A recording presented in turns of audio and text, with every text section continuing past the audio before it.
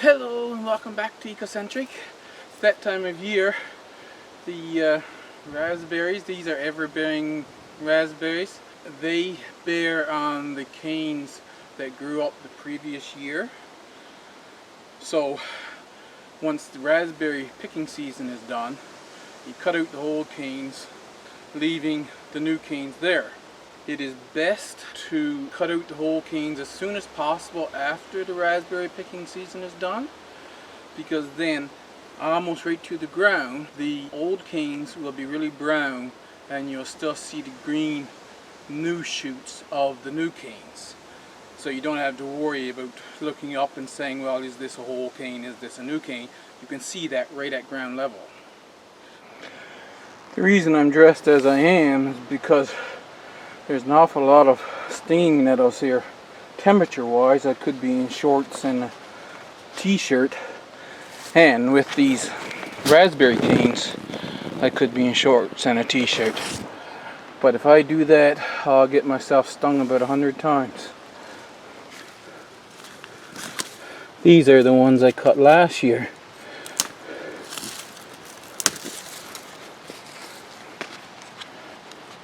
Now see them down low. Well, I'm gonna have to be a little more careful with the hands, I guess, because the gloves is not doing it. This one is starting to turn brown, but he's green right there, see? But the rest of them that are brown, a long ways up, I can just chip away at.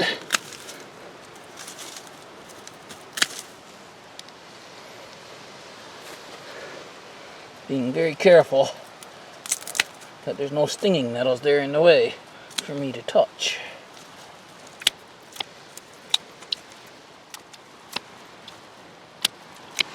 Now, if your raspberry patch is getting overgrown, you could just cut everything down. It's just that you won't get any berries the next year.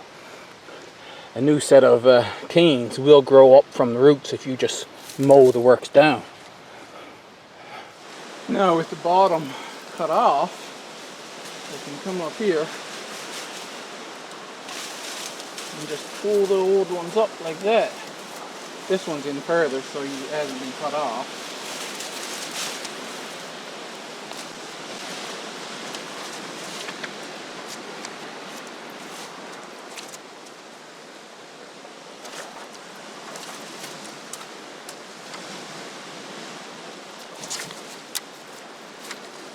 Now I shall continue with that.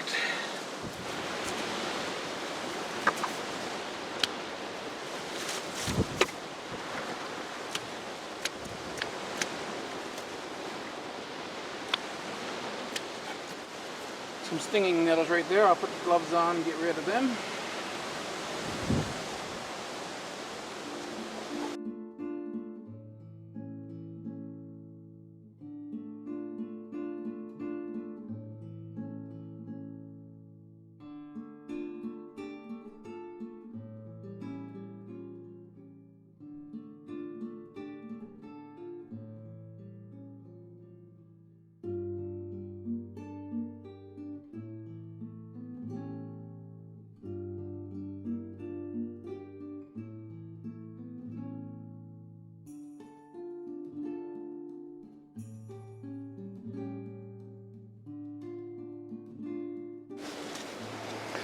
That clears things out pretty fast, doesn't it?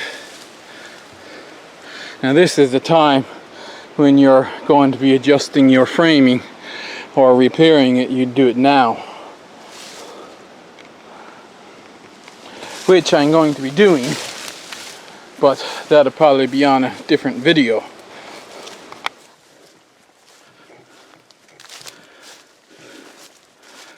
And since it's cleaned out like this, we want to make sure now that all the canes none of the canes are tangled together. This is your chance to get them standing up straight, and if you want you can tie them against the rails, that kind of thing. You see the canes are laying down over there, so I'll go through.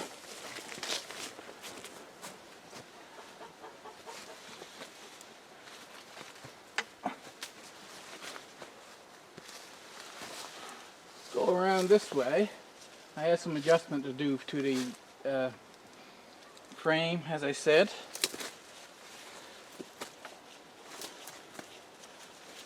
But when I'm done, I'll have them standing up.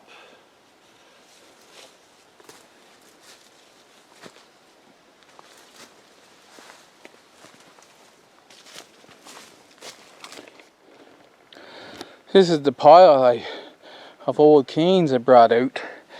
I brought them down here because, well, I can't get the extension cord all the way up there. And if you have to bring your material to your chipper, you might as well put the chipper as close to your outlet as possible. I think the blades on that chipper is already sharp. Oh well, this works now. Last time I did this, I ran them over with the lawnmower because I didn't have this.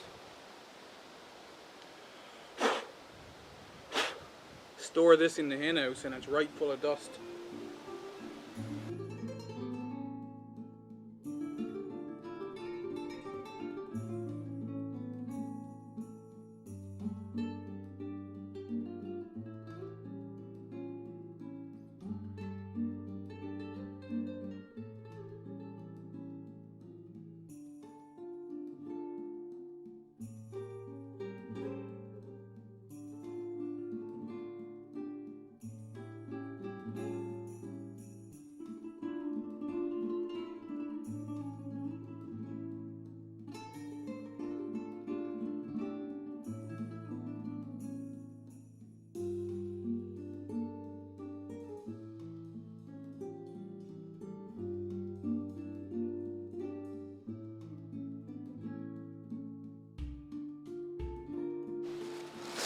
Wonderful.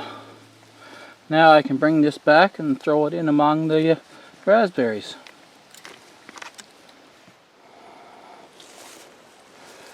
Three and a half hopperfuls of chips those canes made. I have some cardboard laid out. Hopefully I'm going to get this covered in wood chips from the tree branches before the week is out. And then I'll have a clear pathway around the raspberry patches again. The next step is to get some wood chips to cover that cardboard. If you're running a food force or a force garden, you're going to end up with branches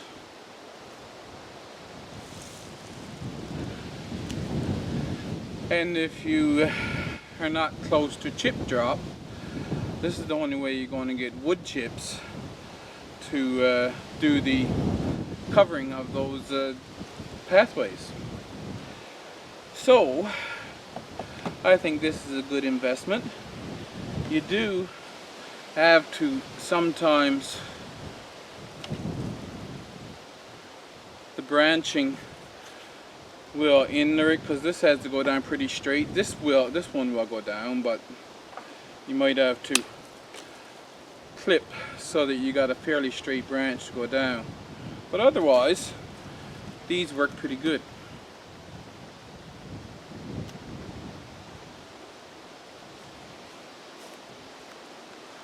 Don't forget to wear hearing protection.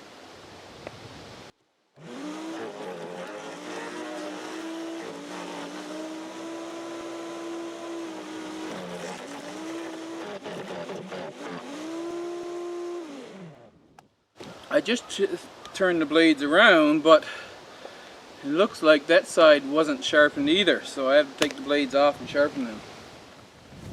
I had sharpened them the last few times with the stationary belt sander, and it wasn't sharpening them properly, so I had to go and get a proper sharpening stone, sit down and sharpen it with that. So let's try again.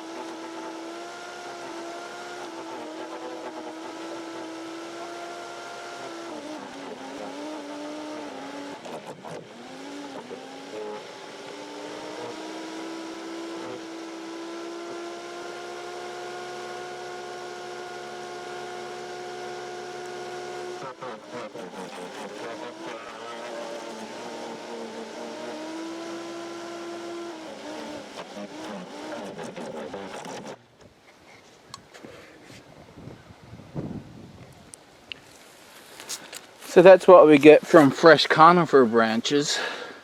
That's the wood chips there, and of course the needles.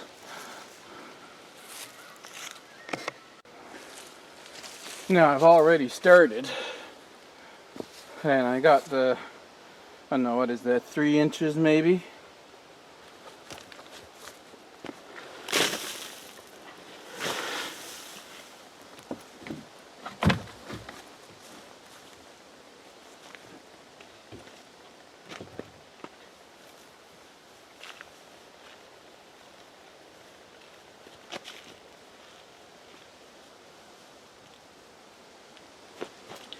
I have a lot of reddish color there from the needles.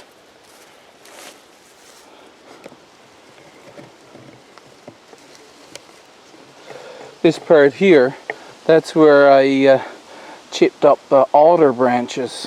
Those alders that I took from the where I'm going to do the second pond. It takes time to chip those branches, and there's things higher on the priority list, but you get the idea. See, it's been a few days and this is turning reddish now.